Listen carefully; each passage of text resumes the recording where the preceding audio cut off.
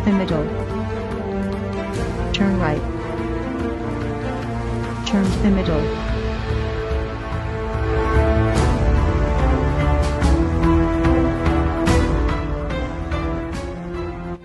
Okay, so I just took these mask frames from the Tiger Apex Pro XXL 3D printer. After scanning with my phone using the pretty cool Velus 3D app, I got the files ready to print and sent to the 3D printer.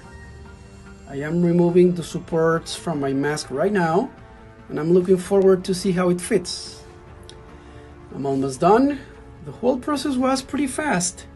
Besides the printing time, it only took me less than 2 minutes to scan, and maybe about 15 minutes to have the files ready. I'm intending to use my mask frame on top of a good filter material, safely sealed, and a tight and comfortable fit to the geometry of my face. Hopefully I can still get some of these blue surgeon masks on the store or online. Let's see how it goes.